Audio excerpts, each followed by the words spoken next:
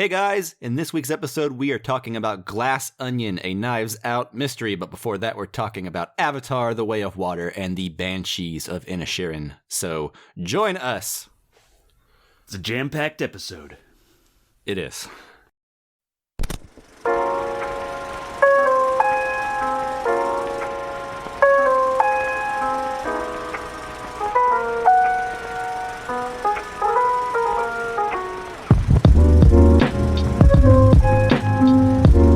And welcome to the Casual Cinecast, powered by Cinelinx.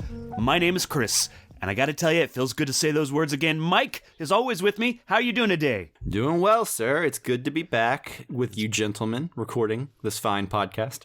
Yeah, it's been a while. I miss you guys, both of you. Also with us is Justin, I should say. And I just want to catch up with you guys for a second. Mike, what have you been up to? Oh, goodness. I don't remember the last time we put out an episode, probably like last month, but the week before Thanksgiving. It was Tar, I think was the last one. Yeah, it's been a busy time.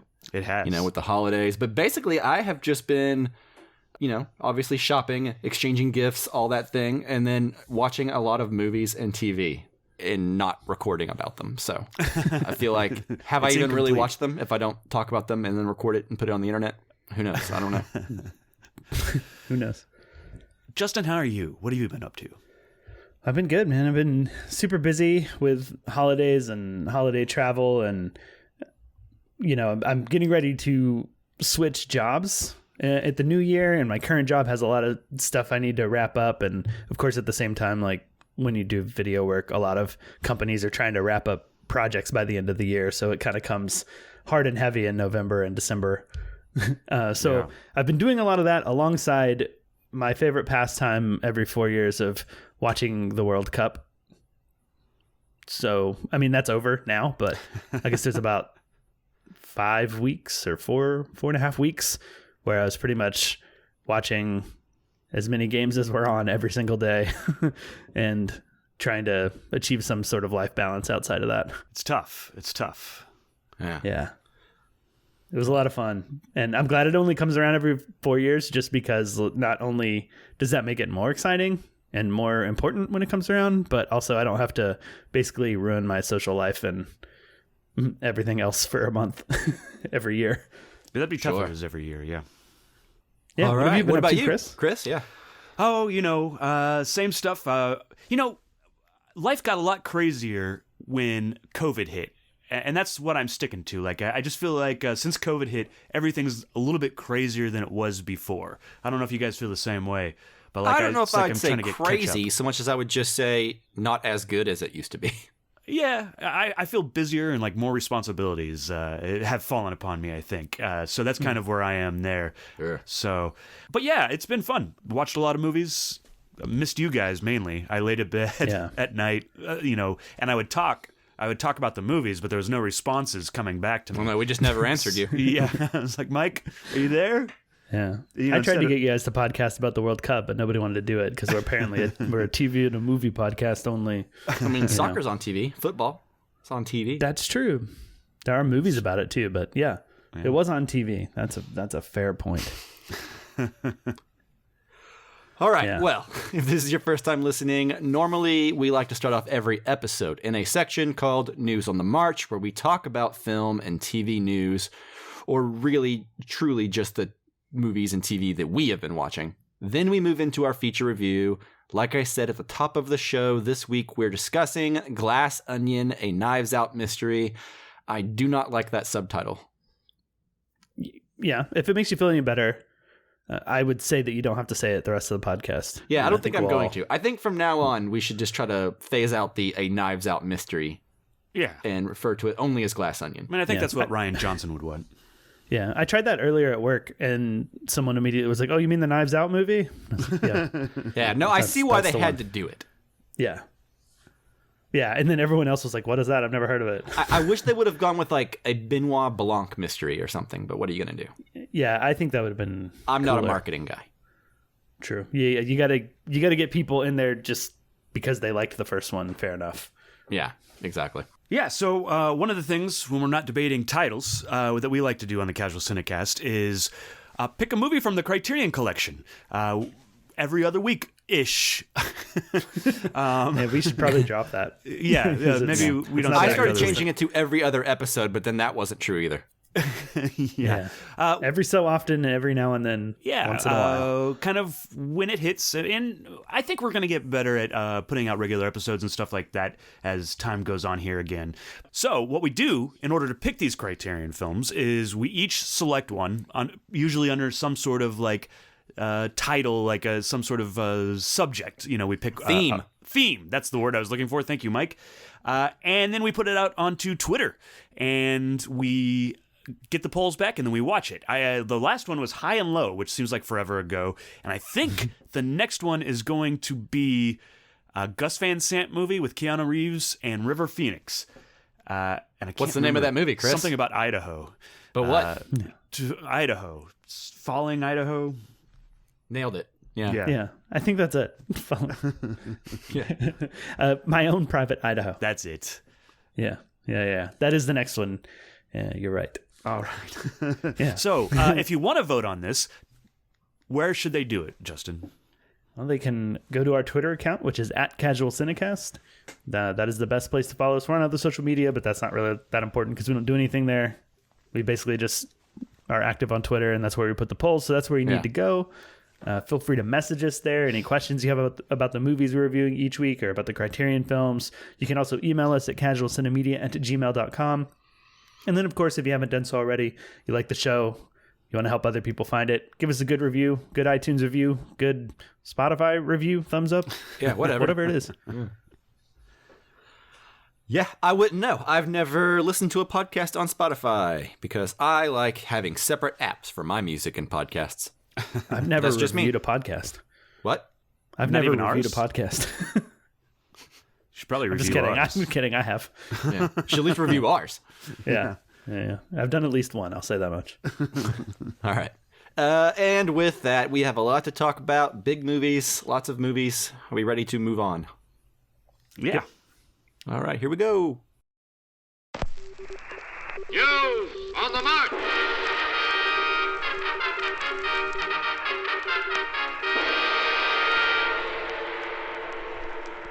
All right. So, Mike, you're not the only person who's seen the movies we're going to talk about today, but I'm going to let you start anyways. Why don't you start us off with Avatar: The Way of Water? Ooh, Avatar. Okay. I wasn't sure which one you were going to throw at me because just seconds ago I told you to surprise me. But you won't hear that, audience. No. All right.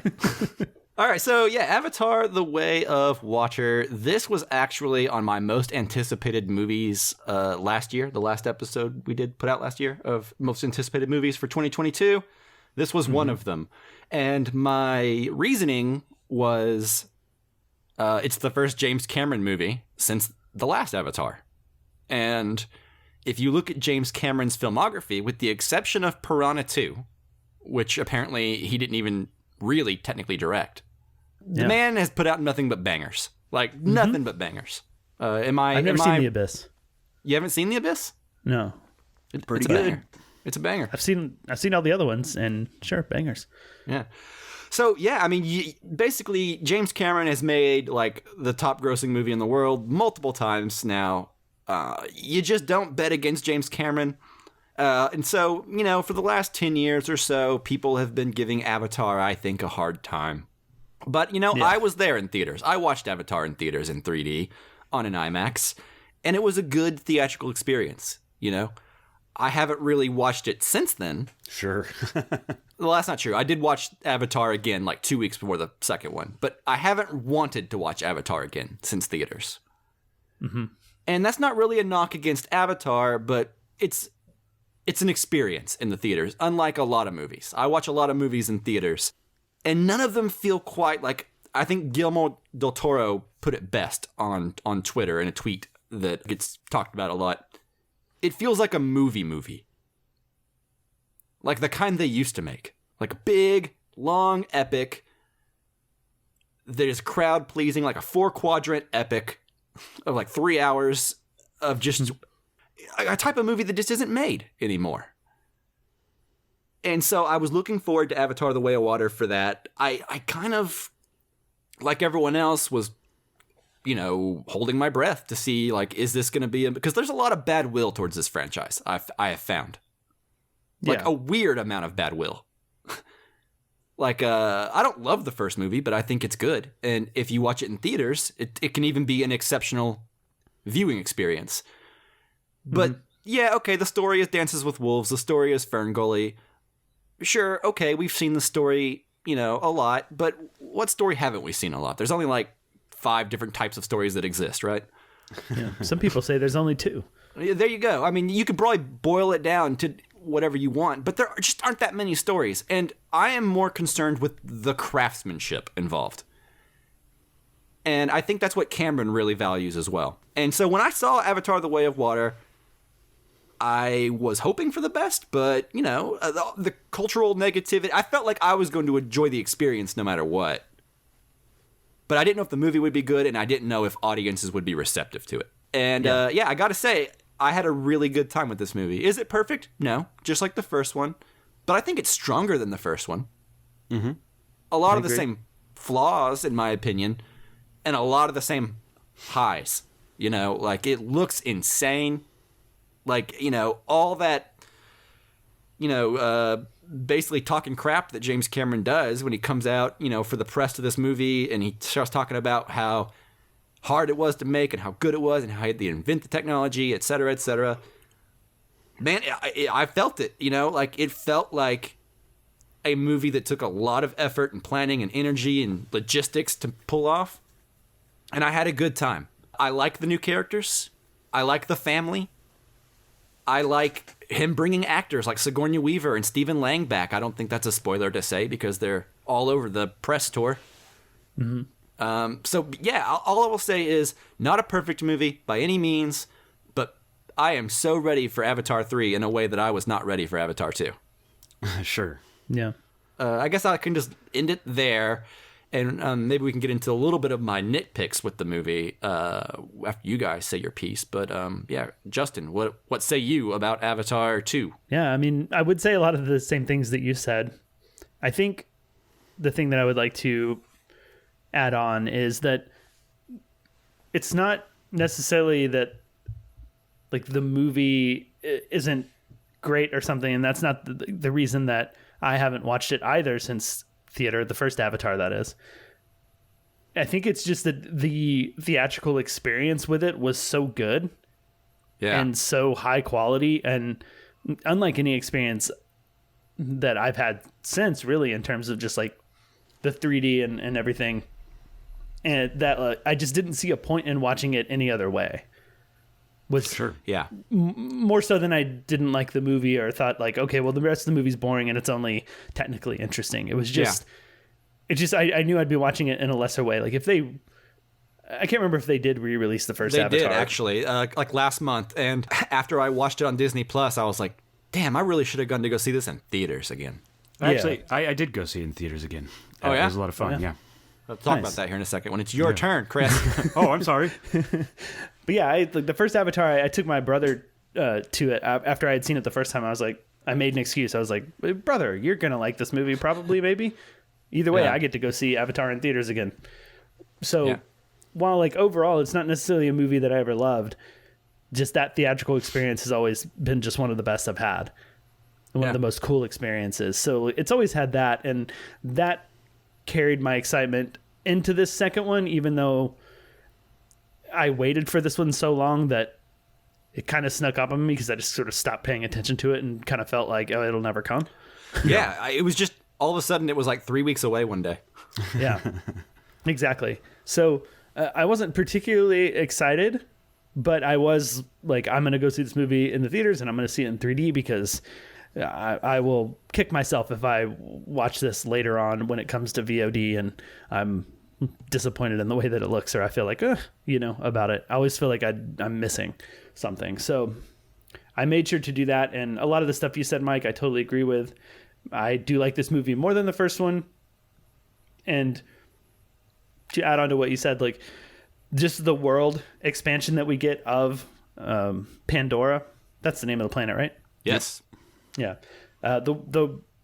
The more we see of the world and the more of the Na'vi that we get to see and the different tribes and some cultures and stuff, all of that is like really, really interesting to me. And then even just some of the things that can happen between humans and Navatar and consciousness stuff and whatnot is really fascinating to me. And it's created a world that is bigger than the first movie felt.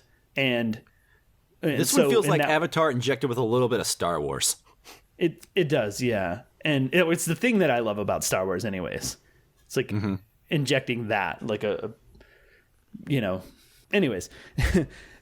That has all made me very, very excited for the sequels. Like, I'm way more in on the sequels. I'm going to pay way more attention to their release date, and I wouldn't be surprised if the Avatar sequels make their way onto my most anticipated list like next year, because I don't necessarily love this movie, but I had a great time watching it, and I loved the experience, and I can't wait to see the next one just to dive into the world further and have that experience again. Yeah. And I'll leave it there. Chris. I hate to break it to you, but it won't be on your most anticipated next year. Maybe the year after that. Oh, yeah. That's true. Good point. Yeah. I'm going to back up everything you guys say. I really enjoyed it. The theatrical experience is really unique. Especially, in general it is, but especially for Avatar. It's a kind of experience, it's not going to play forever in the theater. So it's kind of like a once-in-a-lifetime thing, there might be re-releases down the line. Who knows when? So I certainly recommend going and seeing this in the theater. I don't know that I like this one more, but I think when I watch it on my TV, I'm going to be like, man, it's so much better in the theater. The other analogy that I wanted to bring up is the thing I like about James Cameron is he's always pushing the envelope of technology and these things, but in the meanwhile, he's telling a good story, or at least a decent story. He's telling a solid story. Yeah, a solid story. And compared to someone like Jon Favreau, who, especially when we reviewed The Lion King, or we talked about it at least, but I think Jon Favreau is pushing the envelope and making something actively worse, like The Lion King. So with James Cameron and Jon Favreau, a lot of their projects feel like glorified tech demos. Yes, that's kind of what Cameron, I mean. Make sure to always craft a good movie for his tech demo. Right. So, and I guess with The Lion King, it's a remake, so it's all the same story. So where could you go wrong with that? But I feel like it's more of a Disney problem than a Favreau problem. That might be as well. But it is pushing the envelope, and it ultimately gives you a product that's not great. Whereas Avatar, I think, gave us a product that I thoroughly enjoyed. I do want to talk about the high frame rate when we get a chance. But I think go see this in the theater. It's a lot of fun. It's a long movie, but I didn't feel the length, so it just kind of flies by. He's really good at pacing, putting the sequences in the right spot so that you don't feel, bored in a 3-hour movie. So long is a subjective word. Absolutely. What is it that Ebert says? It's like no good movie is too long and no bad movie is short enough. Short enough or something. Yeah, something to that effect. Yeah, exactly. So okay, you brought it up. Let's talk about it. High frame rate. Did you watch High Frame Rate? I did. Did you? Yeah, I watched High Frame Rate. But I did not. Okay. Okay. But we all watched 3D, right? Correct. Yeah. Okay. So, Chris, what was your experience with the high frame rate? Did you like it? Sometimes. Did you? Yeah. Yeah, it was interesting because it was a variable frame rate or whatever, so it would fluctuate between going high. I think it would fluctuate between being a high frame rate and being normal frame rate. 24 frames a second, right? I think it topped out at 48 frames a second. Yeah, I don't know what it tops out at, but I think anywhere between 48 to 24 it fluctuates. Yeah. Sometimes between different shots within the same scene. Yeah. I think I noticed, when it did that, when it would fluctuate in the same scene. Oh yeah, you can't not notice it. But I will say that the shots, whenever it was happening, the 3D really did stand out in a way that it didn't. Yeah. Without the high frame rate. Sure. So I don't know. Absolutely. I've only seen it once, so I can't really compare it. But yeah, I mean, I definitely noticed it like you. But I think, I don't know. Once you kind of adapt to it, it's not so bad. It's not so bad. And I think it makes the action sequences crisp and clear, and it really adds to those. Sometimes, however, it's distracting. I did see it with somebody else, and they did not notice the frame rate at all. I feel like if you are a person who has like that motion smoothing feature on your TV always on, and you don't notice the difference, then you won't notice the difference here. Sure. What I think is, and this is where I come again to the like pushing technology further. I think it's a tool to use, and I think he uses it well here, but I don't think it's perfected yet. Does that make sense? What element of it?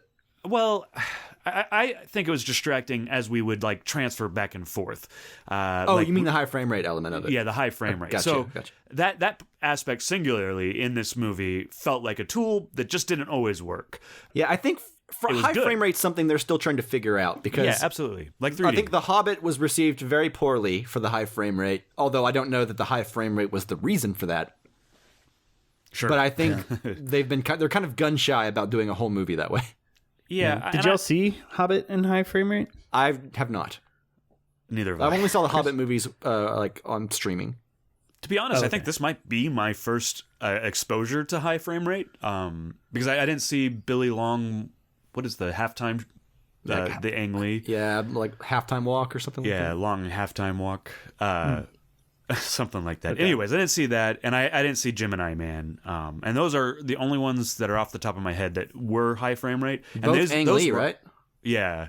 And they were all like high frame rate the whole entire movie. So it's a little bit different, but yeah. I was going to say that I saw Hobbit in 3D high frame rate.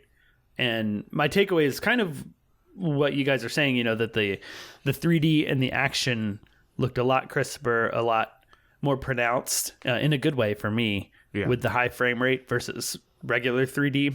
Like it's probably the closest I think I felt to seeing really great 3D, like next to Avatar, the original one, at least at the time that I had seen the first Hobbit.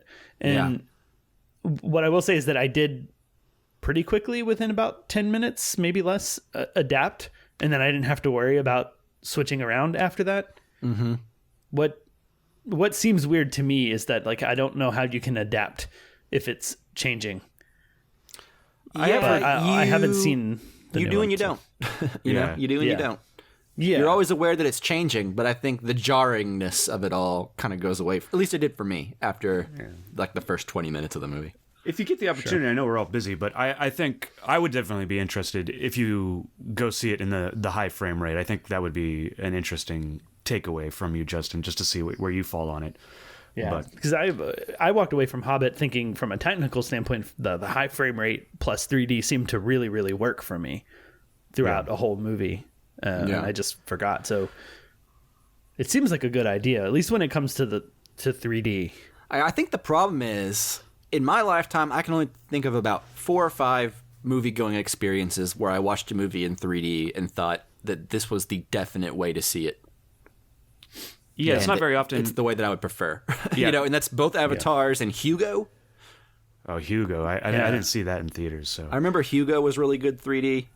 Mm-hmm. I can't think of many other times where I've been like, this is the way this needs to be seen. Well, know? And most of the 3D that we do see, like, I think I saw Doctor 3D. Strange in 3D or something. I saw something recently, but it was like the only showing, so I went and saw it in 3D.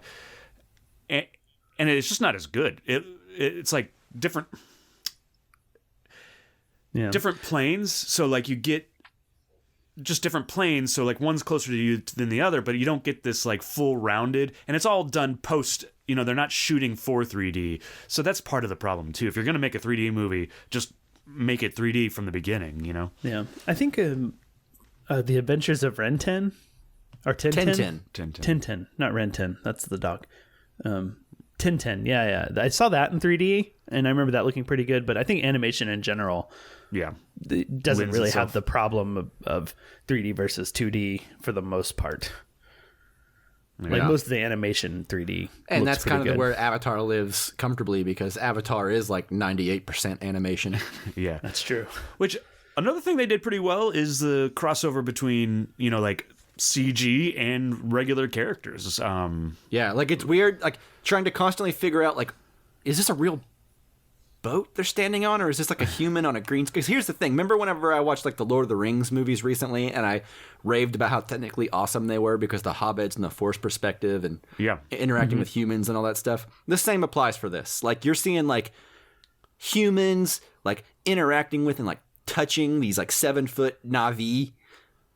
You know what I mean? And like you see like regular sized humans like walking around talking to them, and the eye lines all work, and it just like when they touch the skin, like it feels like they're really touching something. Yeah. Mm-hmm. Really incredible stuff, I think, like technically speaking. Yeah. There were times where I stopped being able to tell the difference. I mean, like probably like a theorize in my head of like, well, it makes sense that this would be CG because it's not a real plant that exists in real life. Sure. Right. But just watching it, I was no longer noticing the difference. Pretty much, I just stopped being able to tell where one began and the other ended. Yeah, like I'm just gonna watch this. I don't want to look for the seams, and that's anymore. Kind of the fun of it. Too much work.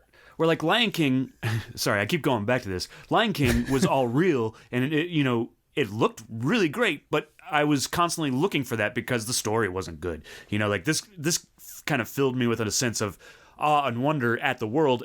And I was taken away with the story, so I'm distracted by the story, right? I mean, is it fair to say the Lion King story isn't good? Or is it... That movie. I guess the movie sucks, but like, I mean, like, it's a story. It's like a classic story, But to say the Lion King story is bad. The thing is, that's right. It's the same exact, like, scene for scene movie. Yeah. And the thing that made it work before was because it was a cartoon and it was animated in a way that made it interesting, whereas these are like real lions. This isn't a Lion King review, but right. It's same with all those Disney remakes. Is like they're too samey. It's like we've had plenty of Beauty and the Beasts, but the Disney live action Beauty and the Beast is by far the worst one. I don't know that I've seen that. Yeah. But I get it, and that's enough of me harping on the Lion King. Sorry. All right, we got a lot of show. Are we done with Avatar? Yeah, I think so. I think the only thing I want to say is, we do say we are talking a lot about the technical thing, and we are talking a little bit about how, it's a solid story, but maybe it's not the best thing about it. But I will say I was surprisingly moved by moments, and I won't be specific which ones, but I did get teary-eyed a couple times and was way more moved than I thought I was going to be. Even 2 hours into the movie, I wouldn't have been able to tell you that, if something emotional happens, I'm so into this, I'm going to be crying or getting misty-eyed. But when it happened, it's done so well. Yeah. And I think it's just, I don't want to necessarily feel like we're saying this is a technical marvel and it's there to be technically appreciated and everything else is meh.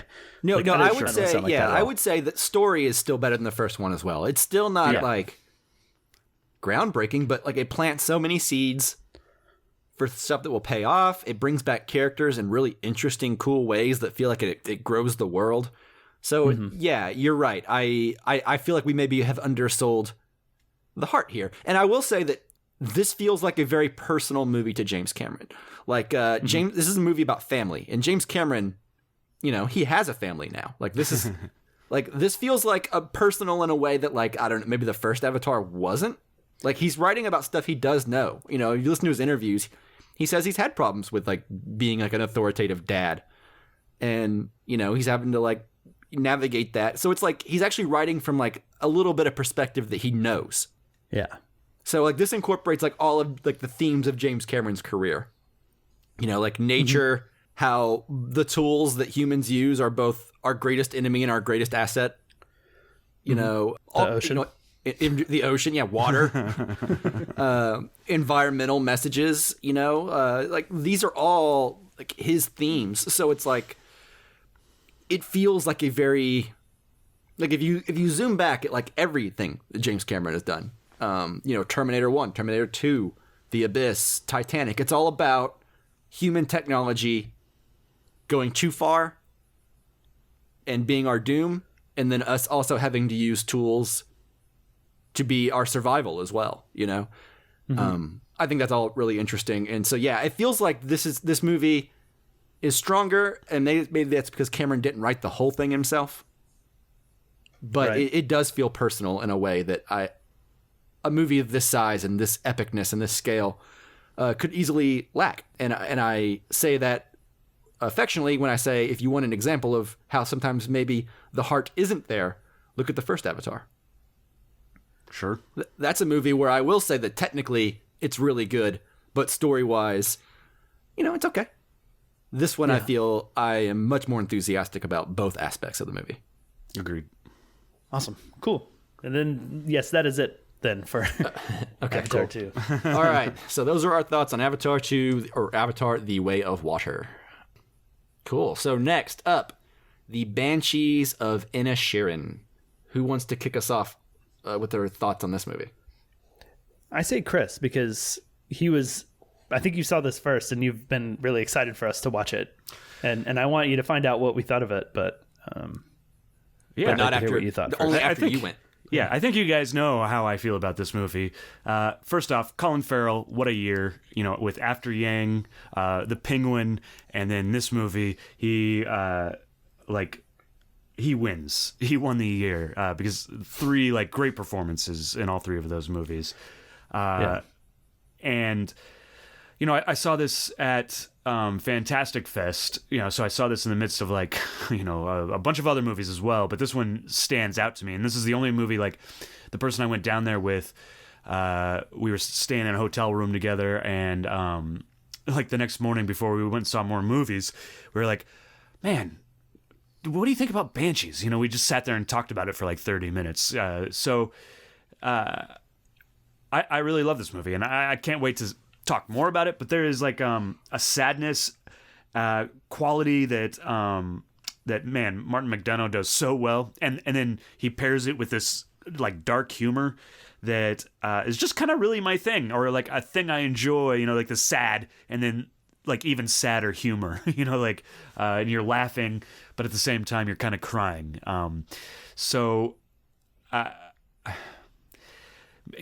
There's some great animals in this movie, and we talked about being touched by unexpected things in Avatar. I will say that I was, certainly... It was the 3D. Yeah, it was the 3D. But yeah, I was certainly surprised by certain aspects of Banshees of Inersherin that really moved me and made me sad. Yeah, it's really great. Justin, what did you think? I really liked it. I thought it was funny. I thought it looked good. I think more than anything else, Martin McDonough, his movies, they tend to be movies where I remember performances and actors above most else. I think the writing is always pretty good, but without the right cast and the great casts that he tends to put together, I could see some of the things falling flat. Sure. There's a line in the movie where Colin Farrell sees Brendan Gleeson dancing with his dog, and he says something of it takes 2 to tango, and he's like, I don't want to tango, and then he's like, but I just saw you dancing with your dog, and it's such a on paper I just can imagine that line being weird or not working, and those two deliver it really, really well and just nail it. And for me, that's where these movies are successful. That's what works best about In Bruges above all else, is the performances. And to me, that's almost the thing worth discussing. Not just Colin Farrell and Brendan Gleeson, but the supporting cast is really great too. Colin Farrell's sister, whose name I cannot remember off the top of my head. The mom in Better Call Saul. Carrie Condon. Yeah, that's it. Yeah. And then, of course, Barry Keoghan, also having a pretty good year, a pretty good couple of years recently. I think he's really great in it. And I know that's kind of my lasting memory. There's a bit of themes, but I just remember watching good actors do their thing. Yeah. And do it well. And so for that, I just enjoyed it. I had a good time. It's sad, but funny, but then sad again. I don't know. Mike, what do you think? I think right there with Chris. I think this is Martin McDonough's best movie. And I've often cited In Bruges as having that honor since In Bruges came out. And then I liked Seven Psychopaths significantly less. I don't really remember that movie, to be honest with you. Sure. 3 Billboards I thought was pretty good. But where Martin McDonagh really shines is, it could be just the actors. It could be like the Colin Farrell and Brendan Gleeson of it all, because that's what In Bruges has in common with this movie. But I would say, I think it's more just maybe something's lost with his movies whenever he makes the transition to American actors, or at least people doing American accents, even if the actors themselves aren't American. But I think a lot of the dialogue, the stories, the themes, it just works better when he's not trying to be mainstream and like with an American movie, in my opinion. Because I think both In Bruges and The Banshees of Inersherin are great movies. Yeah, you could say that's the performances, because like Colin Farrell and Brendan Gleeson are insanely good, especially Colin Farrell. The two best Colin Farrell performances out of a career with full of great performances are In Bruges in this movie. Him and Martin McDonagh are like the perfect actor, director / writer team up. Colin Farrell just gets it. Oh God, I can't even tell you the scene that makes me laugh out loud when I think back on it now, because it's like way like deep into like Act 2. But there is a scene where Colin Farrell is mad at someone, and it is just hilarious because it's just great. It's just great. You can't talk about it. But there's a scene where Colin Farrell, something sad happens to him, and then he gets mad after that.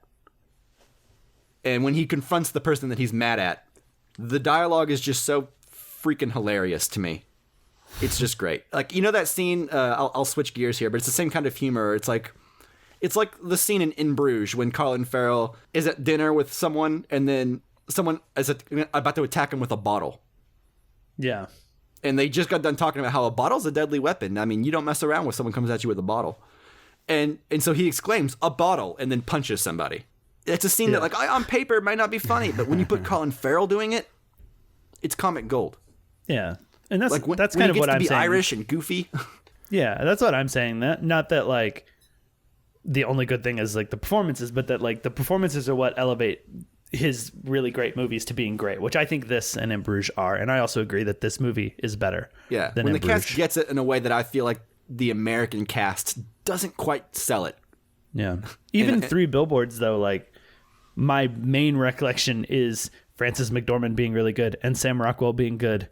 Yeah, that's what I remember is Sam Rockwell for sure. And then Frances McDormand telling off the priest.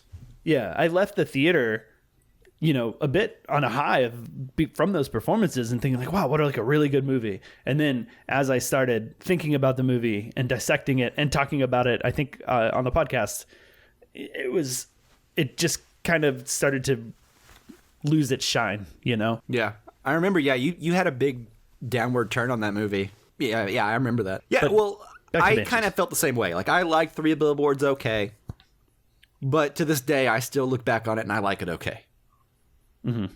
Banshees of Inersherin, when I got done watching it, even like 10 minutes before the end of the movie, I just felt good about it. I mean, it's kind of a melancholy feeling, but it's good, about like this little community, what happens when it's essentially about rejection. It's about a breakup. It's about, that feeling of just someone being like, I don't want to be in your life anymore. And anyone has the right to do that. No one owes you an explanation of why they don't want to be around you. But it hurts. But it hurts, and we're social creatures. So it's like, man, that sucks. And it's like, when you live in a community of like 30 people, you're just going to run into each other and it's going to be awkward. And no one has a chance to get over it because like, you're just the one bar in town, you're going to run into each other. Like the one public place. Mm-hmm. So anyway, it's good. Colin Farrell is so good at portraying hurt and pain with those eyebrows. Yeah. I like the perspective of the person who gets told that someone else's life would be better off without them, or they could do the things they've been dreaming of. Like sometimes we see in movies and we get the scene or the character who realizes they need to dump the person who's toxic in their life so that they can accomplish their dreams or go on, and I like that this is pretty much Colin Farrell's perspective on that situation and like seeing it from that point of view of the person who's hurt by it and doesn't understand of like, wait, why can't you write music and do all the stuff that you like and be my friend? Be my friend, yeah. Yeah. Well, and like in the back and forth between like Brendan Gleeson's attitude of like, at first he's real mean about it and it sucks. And then he's kind of nice about it. And like, he's like, all right, I'm not going to be so mean. I'll stand my ground, but I'm not going to be mean. And then it's like the moment he's not a total dick about it, it gives false hope. and just it escalates from there. So it's like this back and forth between Brendan Gleeson trying to be stern, but steadfast and still kind of nice, and fluctuate between back and forth between harsh and kind. And also it's like this idea of like, at least what I took from the movie is like, yeah, Brendan Gleeson's the one doing this, and Brendan Gleeson's the one who's like, yeah, he's a more thoughtful guy and he wants to do art and music and all that stuff. But it's like, he's behaving in such a self-destructive, harmful way that it's very obvious that there's mental illness going on. Like, yeah, there's something wrong there. Yeah. Do you imagine that, like, before this movie starts, maybe Brendan Gleeson has tried to get out of this relationship before, and he's just, like, at his wit's end. He's like, there's nothing else I can do. I mean, the other thing is, though, he could just leave the island. He's bringing musicians to the island to help write the music. Well, that's what I'm saying. There's lots of things that each character could do. Yeah. But I think Brendan Gleeson's like, he thinks of himself as being held back by maybe this friendship, when in reality, I think that friendship or no, he's always going to live the same life. He was never going to be a great artist. He was never going to be, Sure. I think the Colin Farrell friendship is a convenient excuse for his life not turning out the way he wanted it to. Yeah.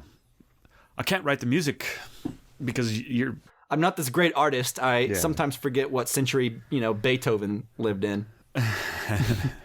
But there's a scene where with like the sister, Carrie Condon, who it's so great when she's like, "You're all feckin' boring." Like, you think he's boring? You're all boring. Yeah. Well, and that's Carrie Condon. That character ties the whole movie together. Like without that, like it doesn't work, because she's the one that actually, she feels the same way about her brother to a certain extent with as Brendan Gleeson. She's tired of him. Yeah, he's a dull guy. Yeah, and he doesn't,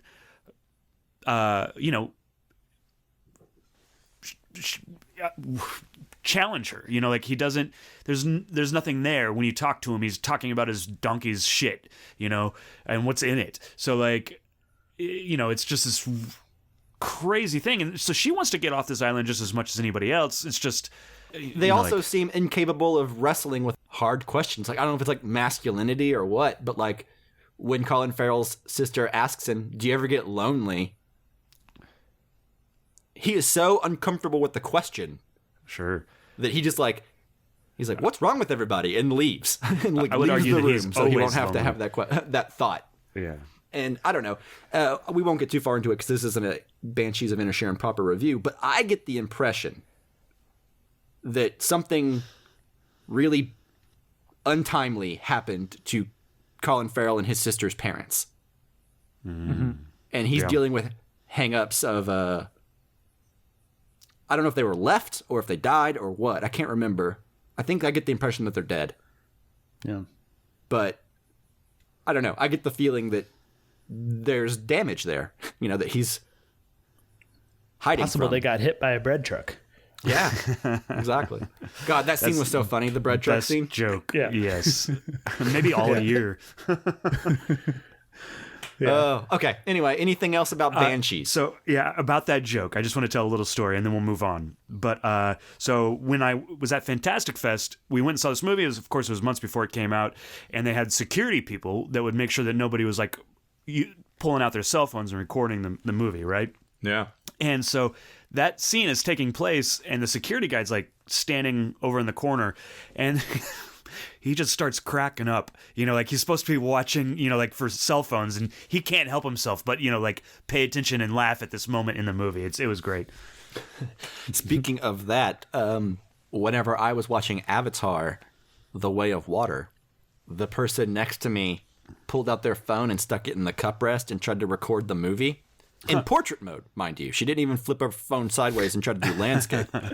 She filmed it in portrait. But the thing is, it's a 3D movie. So without the glasses. Without the glasses. So let's say she does take that file home and try to. It's going to be a blurry mess. Anyway, it was stupid. It made me mad. I just wanted to be like, "What are you doing?" Yeah. I wonder if you filmed part of it on your phone and then looked at your phone with the glasses if it would work. Not very well. Probably not. What happens if you just put the glasses in front of the phone lens? Yeah. Well, I don't think that would work. Yeah. You need both. Yeah, you do. The stereo of the left and right eye. You got to get two lenses. When will iPhone come out with a 2-camera iPhone that you can film in 3D? That's the real question. Yeah. It's the way of the future. They have that fake 3D thing that you can do, but yeah. That's not very fun. No. James Cameron did it better. Okay, now are we ready to get into the main review? Yeah. Okay, let's do it. Here we go. Glass Onion. No subtitle. Here we go.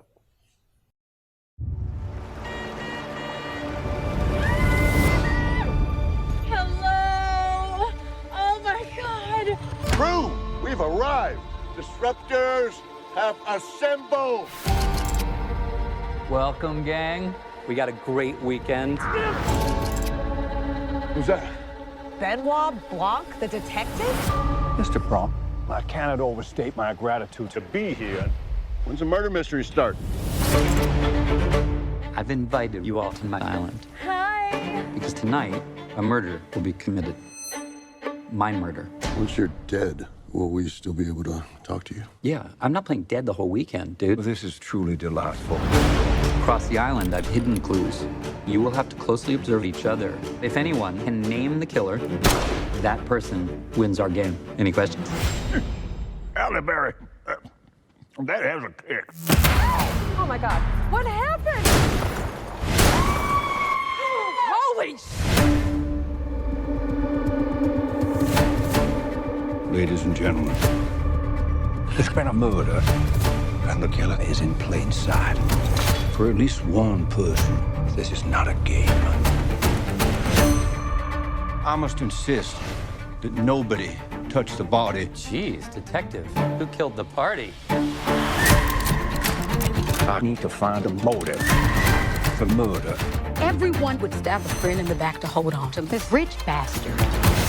Who killed it? You're all friends. Why would anyone commit murder? Are we even going to talk about the elephant in the room? Am I the elephant? Yeah, you're the elephant. You're not that bad. Think of the danger here. Are you calling me dangerous? Well, we'll see.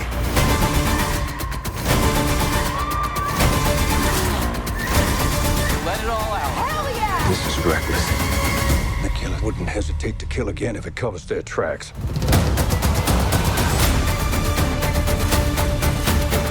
You must be really great at clue hunting. I'm very bad at dumb things. Ticking boxes, running around, searching all the rooms. It's just a terrible, terrible game.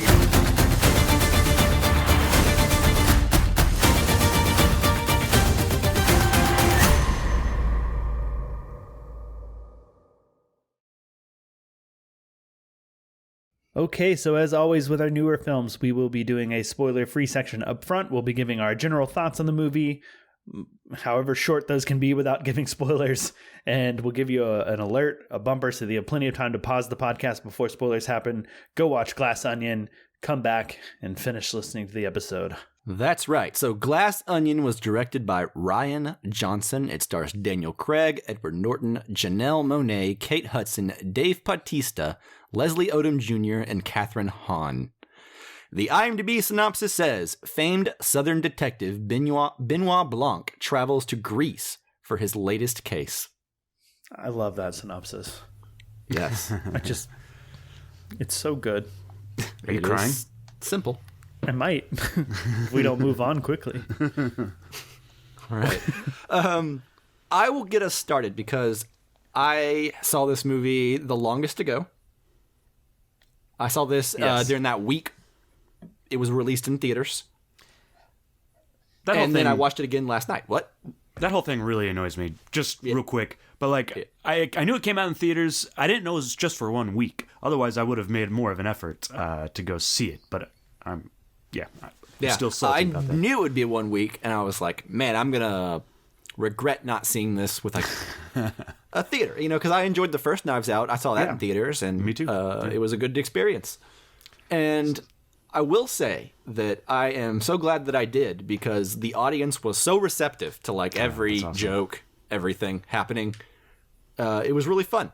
It was really fun seeing it in a crowd that just loved it, was laughing, and here's the thing is I think this is a movie that gets better as it goes along. Mm-hmm. Mm-hmm. As certain reveals and things start unfolding, and you're like, oh, that's why the first 15 minutes was presented to me that way. Because there's a new twist on it, The first Knives Out did that quite a bit too. But anyways, it was fun to be in the theater with the audience, and then as like the audience started to understand a new dynamic, they would just get more into it, and the laughs would be louder and more frequent, and it was good, Like the audience didn't burn out by the end of it. Like they were laughing all the way until the end, and I really enjoyed that. I watched it again last night with my girlfriend, just me and her in the living room. And it was still good, but I was happy I had that experience. But also, equally, the second time, more jokes landed for me than they did the first time, even though I wasn't in a room full of people laughing. I think a lot of the humor with Rian Johnson is so dry sometimes that sometimes knowing the joke is coming and then seeing it presented again makes it funnier than it was the first time when you were just processing it. Yeah. Right. I don't know if you guys feel that with his movies often, but a lot of jokes just, I thought, landed better for me the second time around. So I actually really enjoyed this movie. I don't think it's as good as the first Knives Out, but it does get better with repeat viewings based on the 2 viewings I've had so far. I felt that there's a lot of humor that you can't get the first time through until you have the full context of everything going on. Well, there's certainly reactions that like make more sense. Like when I was watching it the second time, whenever like the first act is happening and everyone's meeting each other and arriving and we're getting ready to get the mystery kicked off, the social dynamics make so much more sense when you know what the movie, where it's going, right? And like makes the movie better, I think. So it's a really fun movie that is designed for multiple viewings, rewards multiple viewings, and just wants to take you on a fun ride. It just wants to entertain you, and I think it's good for that. Yeah. So, Justin, you just saw this. Actually, Chris, I think you saw it even sooner, but I already said Justin's name first, so why don't you? Yeah, I saw it a couple days ago. And, I liked the first Knives Out a lot. I thought it was really good. I thought it was really enjoyable. I think that was like a really fun idea to, make Benoit Blanc this Sherlock Holmes sort of character with different adventures. I think that's really cool. And I don't think I was really like super excited about the movie though. And I don't know if you guys have ever had this, but whenever certain discourse about the movie, whenever you see certain people's reaction to it and you either like really like or really dislike that person, and you see the reactions to it, and then then that like, okay, I'm gonna like this movie, or oh yeah, I'm probably gonna hate this movie then, right? And that happened with Glass Onion once it came out and certain people started tweeting about it, and from that moment I started to get really excited about the movie, and I kind of already knew, okay, I think I'm gonna like this then. Like if that person hates it, and for the reasons that I imagine they do, I'm going to enjoy this. And are you talking about Ben Shapiro? I am. I didn't know if we wanted to say it, but yeah. And I think it's been funny watching like the general audiences finally start to get to see this thing, besides the people who went for that like 1 week, but like seeing like all the people who have Netflix actually, and you see a lot more takes than you did like that first initial week, because first week it was just people who were excited about it, Yeah.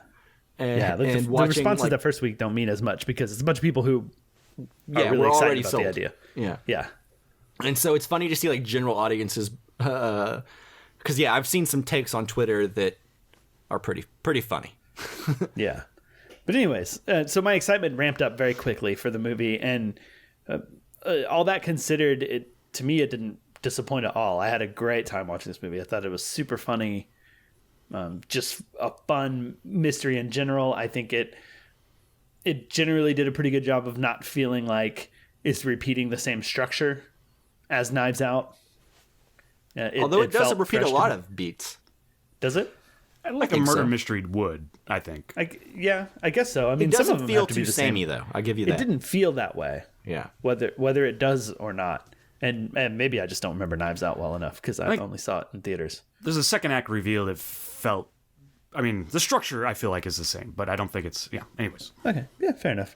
And yeah, I found the mystery and the humor to all be, just like kind of a fun ride. But I think what I really enjoyed was the political social satire element of it. It couldn't have come out at a better time, considering what it's satirizing. Yeah, it's sort of the thing that elevated this movie. Like, I like Glass Onion more than Knives Out.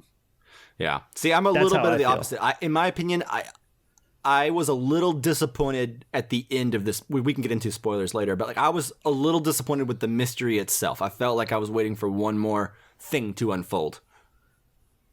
Yeah, I very much agree with in that. Knives Out, but yeah. I very much agree with that, but I think overall, the ride that I had in this one, I felt I had a much better time, a much more laugh out loud, fun time than the first one. And the first one I saw in theaters with a crowd that was into it as well. This time I watched it at home. It was just me and my wife. But to be fair, my wife is relatively loud sometimes and talks a lot during movies, and she will laugh out loud and she will exclaim out loud. Sometimes when we go to the theater, I have to kind of remind her. Yeah. You're in a theater full of people. Don't proclaim out loud things. So I got a pretty good audience to watch it with, and she loved it as well. But I think that political social satire element felt a lot stronger, a lot more pointed, a lot more obvious, I guess. And I just found it really sharp and really fun and really entertaining. And that to me is the thing that elevated it above Knives Out, and the thing that I walk away remembering more and feels more important than the mystery to it, even though I do think the mystery's pretty good. It's just, I would say, this movie's more ambitious in scope. Yeah. It's outside of one small house. I was like, oh, he got more money. He's spending that Netflix money for sure. Yeah. Moved from a house to an island. Yeah. Yeah. But anyways, Chris, I'll toss it to you. Yeah, I think you should rewatch Knives Out because I rewatched it, right before I watched Glass Onion, and I think that the political stuff is pretty pointed in Knives Out as well. Anyways, but that's Rian Johnson doesn't like rich people. Apparently, yeah. Based on the two Knives Out mysteries and then Last Jedi. Yeah. Yeah, it's there in Knives Out, and I remember some of it. I felt this one was just amped up more, but I could be wrong. You're right. Maybe I should watch it again. Yeah, whether you do or don't, I do think it's certainly there, and I like Knives Out for that too. I think it elevates it above just being a murder mystery, and much the same as I do this movie. I really enjoyed it. This is a fun movie. This is also a long movie, right? But I don't feel the length. It's not as long as Avatar, but it is longer than your hour and a half movie, and it moves really quickly, and that's thanks to a lot of great performances, a lot of really great performances. One in particular, you just said her name. What was her name? The Janelle Monáe. Yeah, Janelle Monáe is really great in this, and we'll get into spoilers here in a little bit. But yeah, just backing up everything you guys say, I thought this was a really fun movie, and much like you guys, can't come at a better time. He started making this movie 2 years ago, but both Knives Out and Glass Onion, kind of came at the right time, I think, as far as the messaging goes. So yeah, I really enjoyed this movie, and watch it. Like it's great. Yeah. So let's get into spoilers. Let's do that. All right. Okay. If you're ready, anything else you want to say, Justin? I don't think so. Nothing that requires being said, or really nothing more needs to be said in non spoilers. It's a great movie that we all liked, and yeah, sounds it's fun. like Go watch 3 it. recommends. Let's do spoilers. Okay. No, I guess Rosebud is just a piece in a jigsaw puzzle. Give me one cigarette you got up there. I'll tell you all about it. Things are going to start happening to me now. And here we go. Okay, so while we're in spoilers, I will say that the one gag that got the biggest laugh in the theater was the shot of Janelle Monáe's character like laying on the ground and the hot sauce on her chin running down her face very, very slowly. Oh yeah, and then like all of a sudden just banking right and start going straight into her nose, and it's just like the slow reveal and like the ridiculous track that hot sauce drop like makes, that like almost like a 90-degree turn. Yeah, it's like a scene from Final Destination. Yeah, it's just like watching that go in there slowly, and like the audience just like slowly laughing, and then like it just builds and builds and builds. That was great. Yeah. I love that. I was gonna try to guess, but I think I laughed out loud at Batista, his character, like getting out of the pool and he has like the holster and the gun. Yeah. Even in the pool. Yeah. That was He's really like, I never funny leave anywhere without it or whatever. And Benoit Blanc's like, so I see. That's the other thing that I really like about this movie too. But like getting to see Daniel Craig in both Knives Out and this movie just kind of really chew the scenery in a way that we didn't get to see like in James Bond, and I know he's been in other movies, you know, like the Soderbergh film and stuff like that. Yeah, I was about to say Logan Lucky is another one where he gets to play like a really crazy, weird character that is fun. And I think he really fits into, you know, playing crazy and weird a lot better, you know, maybe than even James Bond. But I think Bond doesn't seem like a very hard role for anyone who can just brood. Yeah, Yeah, and I think he enjoys this a lot better, and I think that translates.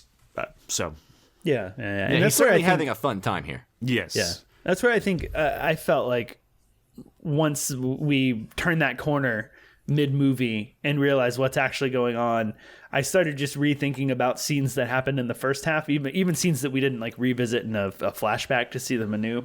Mm-hmm. But just some of those reactions that he had just seemed like they would be so much funnier on a rewatch of watching him go in, because the first time you're taking him, he's just kind of a delightful, optimistic guy who's having fun, you know. Sure. And then I think if you rewatch it, realizing he's like putting on an act and playing dumb, it'll have like a whole new contextualization, right? Like, it'll be great. It makes it better, in my opinion, because a lot of what I was feeling the first half of the movie, the first time I watched it, was I was having a good time. It was never a place where I was like, this is a bad movie. But I was like, oh, this is like that. This feels like when you're watching a sitcom for a long time and you enjoy it, and then all of a sudden, one episode, they just go a little too far. Like the character's a little too goofy. Or like the realism is broken, you know? Mm-hmm. It's like in The Office whenever like Dwight got too much to do, you know, or something like that. Or like in Parks and Recreation when like Chris Pratt's character becomes so stupid that he can't even function as a human being anymore. Yeah. You know, and it's a slow creep that can often happen where it's like you want to raise the bar and give this character a punchline, so they're constantly misunderstanding stuff more often or being a little goofy. And that's what I kind of felt here in the first part of this movie. I was like, okay, Rian Johnson got a lot of praise for the first movie. He got a lot of money to make 2 more of them. Now it's a little too much. Like the celebrity cameos are a little too much. The humor's a little bit too silly and tongue-in-cheek in a way that the first one felt a little more grounded. Yeah. And then by the end of the movie, I'm a little bit more on this movie's wavelength. I think, like I said, this movie gets better as it goes along. It's weird, and we talked about the similarities between the two movies, But, Knives Out starts with the murder and like kind of interviewing the family. And this one, we have to do a lot of heavy lifting in the beginning. Yeah. Like getting Benoit Blanc to the island and then getting to know all the different characters.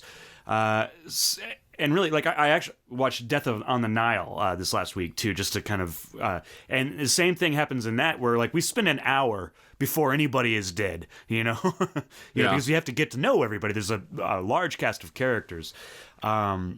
Whereas I think we just, in Knives Out, we kind of dive in, and then there's a reveal in the second act that changes everything, similar to this. Yeah. But we just kind of started a little bit differently here, where we're getting to know everybody, and then there's a murder, and we're not sure, And I agree with you. It never outstays its welcome to me. But yes, if it had gone on much longer, it needed to move along. And then I do think that reveal, it gets me so much more, I'm like, and I'm back into it, Right. Well, because at first, like Justin said, because the first part of the movie, Benoit Blanc's being like a happy-go-lucky, optimistic guy. But it's kind of like, he's kind of ditzy in a way that he didn't feel in the first one, where I was like, I don't know if I like this character anymore. Like, I don't know if I like... It's a heightened version of himself. Right. Of Well, and then later on, you realize it's like him putting on an act to be that way. Yeah. But at first you're like, oh, is he just kind of different now? Like, is he just going to be a little bit more over the top and a little bit more animated than he was in the first one? Okay, I guess I'll try to get on the wavelength. But I felt the difference, and it felt like, okay, in between the two movies and writing them, Rian Johnson decided to just double down on everything that made him funny in the first one. Yeah. And I was worried that I wasn't going to find him as charming or as good. Yeah. For probably a good 30 minutes of this movie at the very beginning. I did love him in the full body bathing suit standing in the pool. Yeah. so goofy looking. Yeah, it is a thing that there's a danger of when something is successful, not only trying to recapture the lightning in a bottle, but I'm going to go to like dumb comedies for a second, but when they make Dumb and Dumber 2 and bring back Jim Carrey and Jeff Daniels and try to recreate their level of stupidity, they go too far and it's not funny anymore. Or maybe they're just too old at that point. But even like Anchorman to Anchorman 2, but they're like, well, we'll make Will Ferrell louder and give him more improv, and we'll make Steve Carell's character just even more stupid and even more random. And like I think it's Seth MacFarlane who made this joke about, I can't remember, but like basically I think it's like a Family Guy joke, but like the 80s/90s sitcom Family Matters. Mm-hmm. It started out as like about a blue collar working family and the dynamics and what goes on, and then by the show's end, it was just the Steve Urkel show, and like he was going in a machine and turning into Stefan, and like it just became a different thing altogether. Yeah, sure. Well, that's kind of what I was worried about with these sequels. I was like, is this just going to be like the Daniel Craig being Goofy hour? What did we like about the first one, and then they amplified in the second one to a point where they kind of missed the point of what was good about the first one. So, and it's not as genuine, at that point, it feels like a copy of a copy sort of thing. Yeah. But I think what grounded it enough for me is the scene of him in the tub where he's clearly a bit depressed and more normal. And so I know that like they haven't just taken that's his character now, this like over the top. Like we see him be depressed and, trying to play, was it Among Us? Yeah. With Stephen Sondheim and Angela Lansbury. And which is Natasha wild. Lyonne as herself. Yeah. And was it Kareem Abdul-Jabbar? Yeah.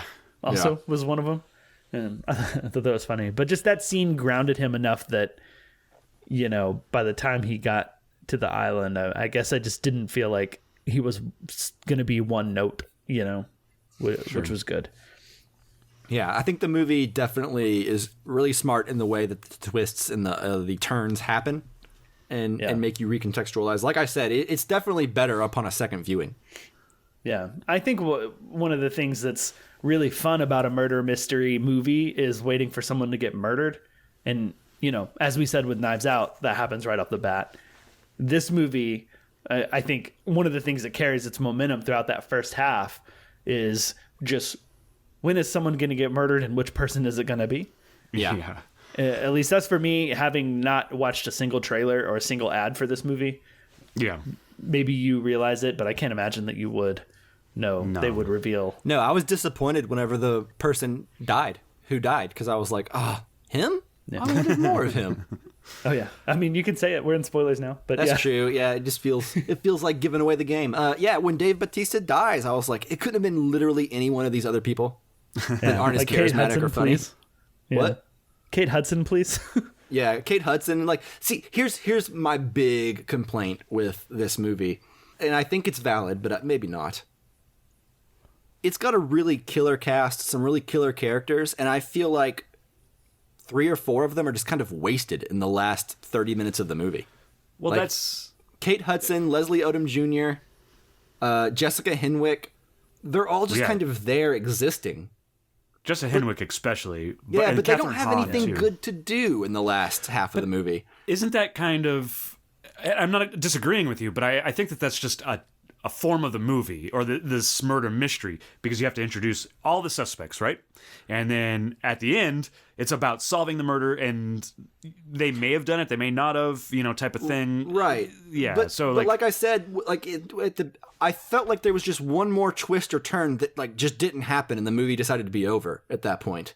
Okay. Like, and I don't know. It just felt like, okay, yeah, they all want to break the glass and all the trashy glass sculptures and stupid art that's like all over this place. But I just wanted more meat for some of these characters, like Catherine Hahn. They're all great. Yeah, they're all great actors, and they're so funny and they're so good in this movie. But it's like, it's like Mike Myers was casted in Inglourious Bastards back in like 2009, right? And I was like, what is Mike Myers going to do in a Quentin Tarantino movie? This is going to be nuts. And then he's just in like one scene. Sure. And it's like, I mean, he was good in that scene. But, why cast Mike Myers? Like, why not cast just like a stuffy British man to play? Why cast Ethan Hawke as the guy who comes and sprays everybody's mouth? Yeah, I want more Ethan Hawke. Yeah, if anything, this movie's criminally underusing Ethan Hawke more than anybody. Yeah. I think that it was like COVID, and they're filming this, and they're like, what are you doing, Ethan Hawke? You're in Greece filming Moon Knight? Why don't you come be in the movie? It was more along those lines. Well, I mean, the Ethan Hawke one I don't think really counts because it's such a bit part. But yeah. But I don't know. I think you know what I'm saying, though. It's like it felt like, the actress, the vain actress and her assistant and Leslie Odom Jr., like it felt like there were more dynamics that could have been mined or conversations that could have taken place where like those characters could have arrived to like their own conclusions and had their own arcs. Whereas like I don't know that they had very satisfying arcs, It's just like all of a sudden, once it becomes about Edward Norton being the bad guy, everyone's just kind of like, yeah, you are a dick, and starts breaking his stuff. Yeah. Well, I think I know what you mean. And for me, I kind of felt that these people are going to cling on to who they think the winner will be. And at that point, at the point where they change, like they kind of blow with the wind in that sense, right? And while that's a bit less satisfying from a character arc perspective, that their show's shallow, but if I remember correctly, at the point where they're finally like, yeah, let's like break all this stuff, it's where, it's basically where they have a better option. Yeah. Yeah. I don't know that. At that point, sorry, I interrupted you. But that point, the option's better. I think they're just angry at that point, and the one sister is breaking everything, and they're like, you know what, this feels good. Is kind of how I read it, but yeah. Okay. Yeah. Sorry, I didn't mean to interrupt you. No, that's it. To the point of like feeling like there's one more twist coming. I think I felt that too, because I don't know if this is Glass Onion trying to subvert expectations, but to me, the obvious bad guy is Edward Norton. And a lot of times it's not the obvious character in these sort of things, because that's why you try to fool people. Right. So they're kind of like twisting the twist back on itself of like it is the most obvious person. And in that sense, I did find myself waiting for one more turn to take the movie to some other place other than that. And yeah, I think that's what it is. Because like whenever it's finally revealed that Edward Norton is the villain, it's like, well, yeah, that was my primary suspect. Like you're not gonna outsmart me. Yeah, but I think is that the point of the movie though? Because Maybe not. He says at one point he's like, it's so dumb. And then Kate Hudson's character says, it's so dumb, it's genius. And then he says, no. It's just dumb. So maybe it's a comment on its own thing, I feel like that works as a commentary on an Elon Musk surrogate. Sure. But I don't think it works as like a meta wink to the audience of like, oh, you expected something smarter? It's not. Yeah, it's like less satisfying from like a zoomed mystery out standpoint. perspective, and mystery like on like a surface level of that viewing. But I did find it really fun to get all of the scenes of Benoit Blanc just saying how stupid the plan was. Because you do write Edward Norton off a bit whenever he's like, no, that would be so stupid for him. He's like the primary suspect. It would be dumb for him to go kill her. And you're like, okay, well, Benoit Blanc is writing him off. Maybe I do too. But, could we have had those fun scenes and then a little bit something else? It doesn't even have to be like another twist of like Edward Norton's not actually the killer. But it did feel like meeting expectations in a way that, I don't know. It felt different from Knives Out in that sense, that like things kept turning in Knives Out to a point where it was surprising to me, and this doesn't quite have that. Yeah, so I understand. Yeah, so I mean, like all in all, that's like really my only major complaint on the movie is just that like it's hilarious, it's funnier in a lot of places, it's prettier in a lot of places. Just the mystery thriller itself. Like, I wasn't as happy with that overall element of the story when it was done as, like, the way I was with Knives Out. Yeah. Mm-hmm. It just felt a little too slight in that department. Yeah. I do feel that, like, visually this movie felt... I don't have any, like, recollection of any particular, like, visual, like cinematography perspective, like, composition, framing. The movie, not that it needs to wow me visually, because that's not what it's about. I felt like it looked less good than other Rian Johnson movies.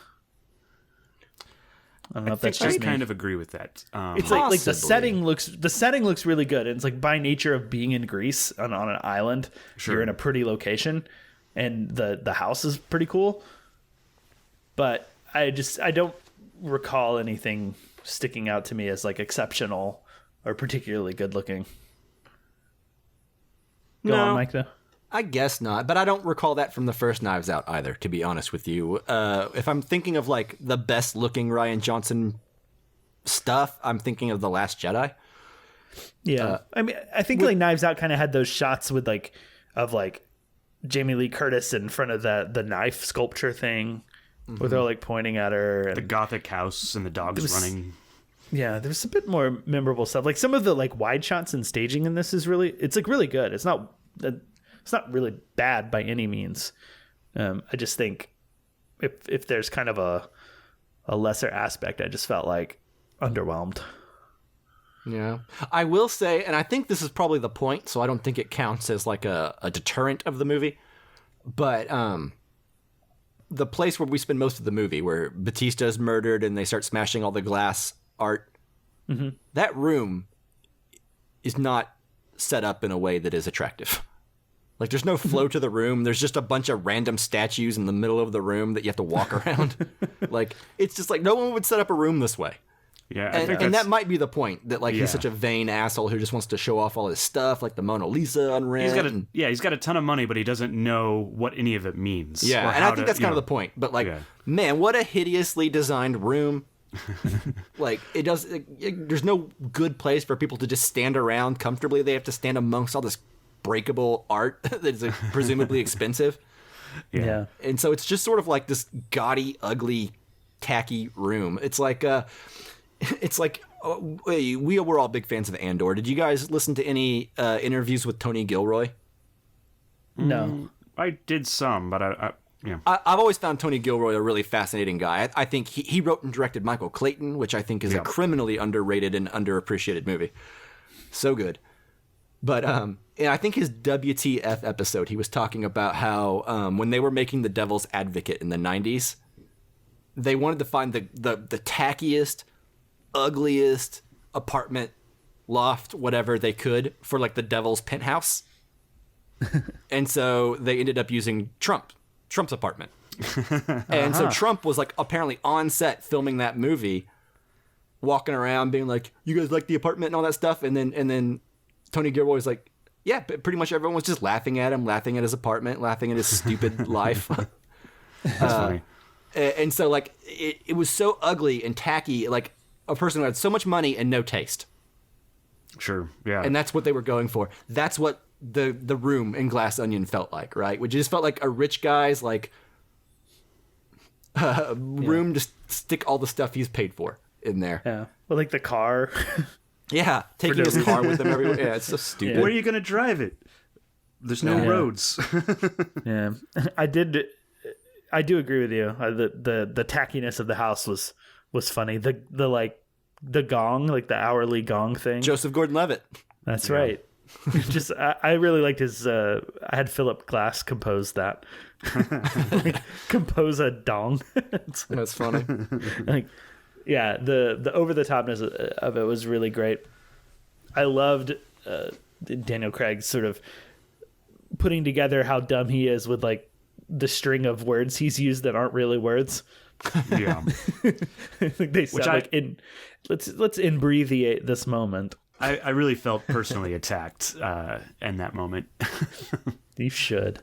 Yeah. Don't try to pull one over on Benoit Blanc. Yeah. Maybe we'll go through like past episodes and just pull out words that you say that aren't really words. God, it's like a montage. Make me laugh.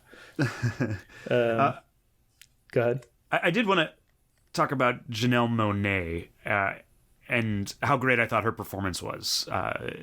If you guys want to as well, I just thought she gives two like really spectacular performances, and it really shows you like how much, you know, like as someone that has acted in the past, but like if you just change your body, like how you're holding your shoulders, you can be a completely different person. You know, she does a really great job, and there's like a scene where you can like actually see that transformation happen. You know, she goes from like pretending to be her sister to being herself. Like it's when she's out to dinner with Daniel Craig. Yeah, and she's practicing her rich bitch voice, as they call it. Yeah. And you can see it, and it's just like, you're like, oh wow, you know, like if you just move your shoulders a little bit, you can be a completely different person. You know, just in general, I thought those two performances were really good.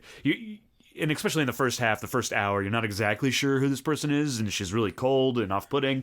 But then she comes back, and that sister performance is just pretty spectacular. So yeah, this is I believe my first experience with Janelle Monáe. I think she's been in a couple other movies, but I don't remember her.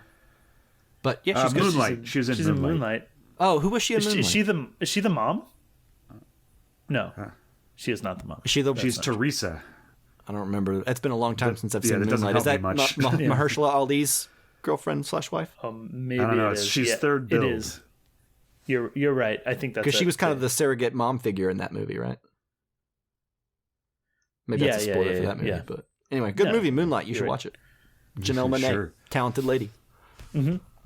One visual gag that made me laugh both times was whenever the lights go out and Benoit Blanc is like walking around with his flashlight, and he goes into the kitchen and sees like the biggest knife missing out of like the knife holder, and he's like, "God help us." That was pretty great. Yeah, I liked his immediate solving of the murder mystery. Yeah, he's like, "Are we going?" He asked like, "What do we win?" You know, because he knows he's gonna get it. Yeah, and he's already got it figured out. I think that's really great. That was really like a surprising thing to me, because I was gearing up for, murder mystery. That's the world we're going to be in, but someone's going to actually get murdered. Yeah, and then he just pulls the rug out from underneath you, and then just to add to that joke is just Edward Norton being so deflated. He's like, I worked really hard on this. Yeah. Or Gillian Flynn did, you know?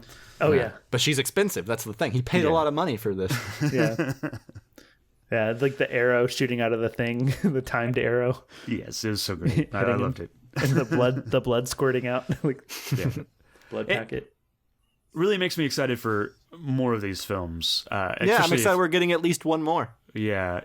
And also, what's her name? She was in the very beginning, the red-haired girl. In the beginning of this movie? Yeah. She's on the Zoom call. Natasha Lyonne. Yeah, Natasha Lyonne. She's there's some sort of TV show that Rian Johnson. Oh yeah, he's got like a Columbo type thing. Yeah, I'm excited about that too. So yeah. One last question for me, anyways, and I don't know if I missed it or if it was explicitly not stated, but was Catherine Hahn's character a Republican or a Democrat? She was a Democrat. Like a Democrat. Because she was worried about losing her grassroots lefties. Yeah, she's all energy too, environmental friendly. Okay. Yeah, like when they're in the pool, like when it's her and I think Leslie Odom Jr. In the pool, like at the corner, and they look over and they see Benoit Blanc like in his little like onesie outfit on the other side of the pool. They start whispering, but then whenever you go back later on, you realize the Janelle Monáe's character was like right below them, below the pool. Yeah. Listening to what they're talking about. And so she talks about losing her lefty. So she's like one of those like I took her as more of like maybe like a Hillary Clinton type where it's like, yeah, she's a Democrat, but she's still like a Democrat that takes big money. She's a politician. Yeah, she's a politician before she's anything. Yeah. Okay. I couldn't remember if it stated, and I think by the time I was like really trying to figure that out, I'd already missed. But that was kind of my reading, just based on like the way that she was acting. And I think that's what they all have in common, which I think maybe could have been mined a little more for whatever I was saying earlier, which is like they all have reasons to not like Edward Norton's character. I just wish maybe for like just a little scene with each of them where they start to kind of put it together on their own, you know? Yeah. So that way, whenever we get to the end, it's more of like a satisfying change whenever they're like, I'll start breaking glass too, you know? Mm-hmm. Sure. I don't know. I get it. Anything else? Did anyone notice what, in the flashback, Edward Norton's character was dressed like? Who he was dressed like? Yep. Yes. I'm trying to remember what it was, but I remember thinking it at the moment. The long hair pulled back behind the ears. With the vest. The vest, yeah. God, yeah. He just seems like the kind of asshole who would like idolize Tom Cruise's character from Magnolia, and like it's the same outfit, right? Like it's the exact same, like same hair, same outfit. It's like you could tell that like that movie probably came out at a time, and like the nuance of how horrible that character was probably completely lost on. Oh, that's true. On Edward Norton's character. He's like, you know what? That guy looks cool. Yeah, and he gets what he wants, and gets ladies, and Frank T.J. Mackey, right? That's right. And that actually may be the biggest weak point of the movie is the fact that all these people, before they were rich, were friends with that guy. Well, yeah, I mean, that's kind of what it is, though. It's like, you know, before... Well, what is it they said? It's like, you know, back when I first met him, he was like a nobody. Yeah, he wanted me. You know, like, it's like, I preferred it that way. He needed me more than I needed him. Yeah. I like the... Don't tell me you think sweatshops is where sweatpants are made. Oh, yeah. Joke. That was pretty good. It's really good. It's just a good solid joke. And then the line that, you know, it's been quoted, I think, multiple times. And probably the line that, at least from what I've seen, like people come away quoting from the movie, but the don't mistake speaking without thought for speaking the truth. Oh, yeah, that's a good line. It's really good line. Yeah. Man, it's so lame. The idea of calling, like, to have, like, a name for, like, your group of friends. To have, like, a nickname that you've named, like, the Disruptors. Disruptors, yeah. That is such a lame thing to do. Yeah. It is. Unless you're in a band. Yeah, but that's a band name. You don't call your group of friends that. That's true. It's like calling, it's like they watched The Goonies and they were like, we need a name for our group of friends. Yeah, something that makes us feel cooler. Yeah. About ourselves. Yeah. All right. Anything else? What are we going to name ourselves, guys? The Casual Cinecast. Okay, The Casual Cinecasters. There we go. The Cinecasters. There we go. The movie reviewers. Print it. Yeah. All right. Well, if that does it for this episode, thank you, everybody, for listening. Thank you, Mike and Chris, for being back here with me. It's been a long time, and it was great. It was worth it. Was good. Yeah. Stay tuned. Our next episode will be a Casually Criterion on, what is it called, Chris? Little Idaho? Idaho that is private. Idaho Falls? Idaho Falls. Twin Peaks, Idaho. Yeah. My own private Idaho. Indiana. Anyways, stay tuned. It's been a long time, guys. Thanks so much for listening. We'll see you next time. Bye. Bye.